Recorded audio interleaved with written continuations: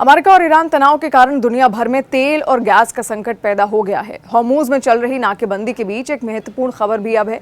कई महीनों तक ठप रहने के बाद रूस का तेल एक बार फिर यूक्रेन के रास्ते यूरोप पहुंचना शुरू हो चुका है।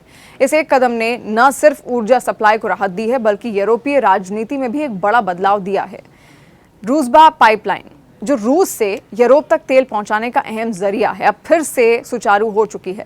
यूक्रेन के हिस्से में हुए नुकसान और ड्रोन हमले के बाद ये पाइपलाइन महीनों से बंद पड़ी थी, लेकिन बुधवार सुबह से इसमें फिर से तेल की सप्लाई शुरू हो चुकी है।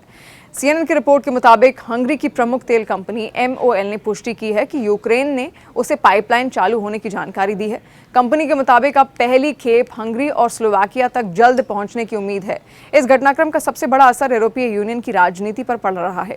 हंगरी लंबे समय से 90 अरब यूरो के कर्ज पैकेज को रोक रहा था, जो यूक्रेन को आर्थिक मदद के लिए दिया जाना था। लेकिन जैसे ही तेल की सप्लाई बहाल हुई, हंगरी ने अपना वीटो हटा लिया। यानी अब यूक्रेन के लिए अच्छी खबर है कि उसे 90 अरब यूरो का कर्ज मिलेगा। बताया जा रहा है कि ब्रसेल्स में यूरोपीय संघ के राजदूतों ने इस कर्ज को मंजूरी दे दी है और जल्द ही सभी सदस्य देश इसे औपचारिक रूप से पास कर देंगे। हंगरी और स्लोवाकिया दोनों ही रूस के तेल पर काफी निर्भर हैं। यही वो वजह थी कि पाइपलाइन बंद होने से इन देशों पर भारी दबाव था।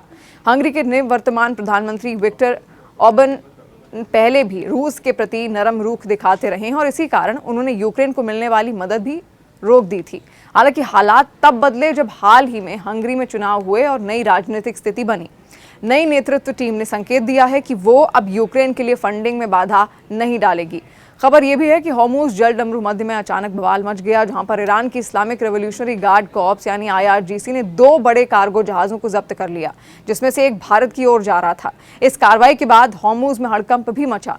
IRGC ने अपने बयान में कहा है कि MSC फ्रांसिस्का और एपामेनोडेंस नाम के जहाजों को कब्जे में लिया गया। ईरान का ये आरोप है कि ये जहाज जरूरी परमिट के बिना चल रहे थे और उनके नेविगेशन सिस्टम में छेड़छाड़ की गई थी, जिससे समुद्री सुरक्षा को खतरा पैदा हुआ। जानकारी के मुताबिक एपामेनोडेंस नाम का कंटेनर जहाज लाइबेरिया के झंडे के तहत चल रहा था और दुबई के जेबेल अली बंदरगाह से गुजरता जा रहा था। यानी ये जहाज सीधे भारत की तरफ बढ़ रहा था, लेकिन हॉर्मूज में ही उसे रोक लिया गया।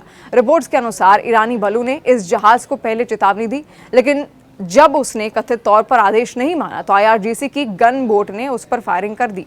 इससे जहाज के ब्रिज को नुकसान पहुंचा। इसके कुछ ही देर बाद MSC फ्रांसिस्का को भी निशाने पर लिया गया। ये जहाज ईरान के तट से करीब 6 नॉटिकल मील दूर था जब IRGC ने उसे रोकने का आदेश दिया और बाद में उसे जब्त कर लिया गया।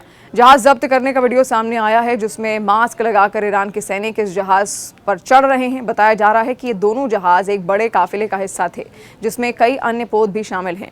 हालांकि काफिले के कुछ जहाज ट्रांसपोंडर बंद कर चुपचाप हॉर्मूज को पार करने में सफल भी रहे। ये पूरी घटना ऐसे समय पर हुई है जब अमेरिका और ईरान के बीच सीजफायर की अवधि खत्म होने वाली थी। अमेरिका के राष्ट्रपति डोनाल्ड ट्रंप ने गुरुवार को अचानक युद्ध विराम को बढ़ा दिया, लेकिन दूसरी तरफ ईरान के बंदरगाहों पर नाकेबंदी जारी रखी है।